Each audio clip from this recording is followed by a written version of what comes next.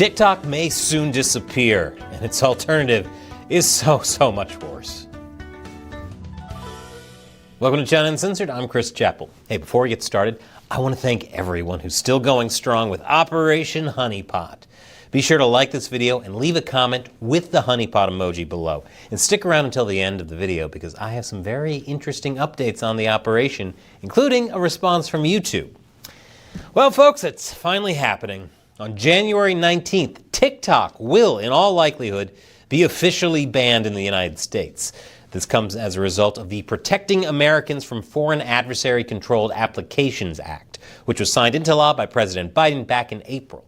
The law points to concerns over national security and the privacy of TikTok's users. TikTok is owned by the Chinese company ByteDance, and like all companies in China, they are required to cooperate with the CCP's intelligence agencies. This includes giving the CCP access to users' personal data. According to one former ByteDance employee, China used this backdoor access to target pro-democracy activists in Hong Kong.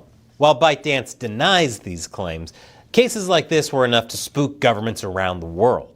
TikTok has been banned on government devices in the US, Canada, Australia, India, Pakistan, Taiwan, the European Parliament, and more. India banned TikTok outright in 2020, and the US is following suit. Of course, ByteDance could avoid the shutdown by choosing to sell off their American operations. News started floating around that China was considering handing the keys to Elon Musk, though TikTok called the reports pure fiction. Which, honestly, that's fine. We probably don't need to hand the entire internet over to one guy. Maybe he'd be willing to settle for buying You're the Man Now, Dog and Homestar Runner. But ByteDance has been reluctant to sell TikTok. Maybe because they don't want anyone to know what's really inside their algorithm. Now, to be clear, this ban won't make it illegal for Americans to use TikTok. You won't go to jail having it on your phone and scrolling through its endless feed of digital slop. It'll just put your brain in jail. No, instead, this law will just make it a lot harder to access TikTok. It'll disappear from app stores and no longer receive updates, meaning that over time, functionally, the app will degrade until it becomes unusable. There are ways around this. Users could download a third-party app or use a VPN, but for most casual users, this is the end. Or you could choose the third option, switch to RedNote. Americans are flocking to RedNote ahead of the TikTok ban, with the app reaching #1 on the App Store. Based out of Shanghai, RedNote is half TikTok, half Instagram, and all CCP shenanigans. RedNote is called Xiaohongshu in Chinese, which actually translates to Little Red Book. Yes, the same Little Red Book of Chairman Mao's communist writings that people touted during the Cultural Revolution that killed millions of people. But maybe the name is just a coincidence. In large part, Xiaohongshu, aka RedNote, is a place for shopping and travel. Two things you were actually not allowed to do under Chairman Mao. Naturally, RedNote has a lot of what you'd expect from a Chinese e-commerce site. Click farming, bogus product reviews, misleading images, and it even drew the attention of Chinese authorities for hosting underwear ads featuring suggestive pictures of young girls. Yeah, the CCP knows it's wrong to exploit young girls. Unless they're using rape as a form of torture against ethnic Uyghur girls, then it's fine. But the main issue with RedNote isn't the scams or even the Chinese government stealing your data. It's the willingness of many Americans to be brainwashed purely out of spite. It is impossible to underestimate how little I care that the Chinese has my data. I will suck on a tampon and overnight it to the CCP, okay? I do not care. Please don't do that. Also, you really don't want the CCP to have all your personal data. Someday, you'll reap the horrible, horrible consequences. But there are other reasons Americans are flocking to RedNote too. Some claim RedNote is undoing decades of Western propaganda. What propaganda is that, you may ask? I doubt RedNote's new and mostly young progressive audience means LGBT content, which China keeps a tight lid on. Perhaps they mean Western propaganda about Chinese communist atrocities like the 1989 Tiananmen Square massacre. One user quickly found out that posting about it led to the immediate termination of their account.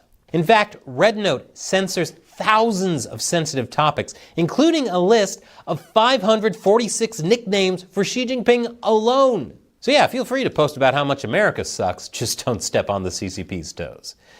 And for a nice change of pace, forget all that American anti-China propaganda and enjoy some revolutionary communist propaganda instead, like these sweet vaporwave edits of Maoist propaganda films, or glowing send-ups to alleged murderer Luigi Mangione, including cosplay. Some Chinese users are even telling their American guests, you don't need a new app, you need a revolution. Yes, that's what America needs. A Chinese-style communist revolution where suspected class enemies are executed in the streets. After all, it worked so well for China. Some Americans have even taken to RedNote because they think communism is legitimately a good idea. These people have never studied history, which is no surprise if they spent the last 5 years on TikTok. Other Americans, meanwhile, just want that yummy, yummy slop. But a lot of them, I suspect, are doing this to troll the U.S. government. The First Amendment has been a focal point in the TikTok debate. Many Americans believe it's their constitutional right to download any app, doom scroll any feed, and hand their personal information to any hostile foreign government they see fit. So when the U.S. government bans one shady Chinese app, they make a point of migrating to another, arguably worse Chinese app.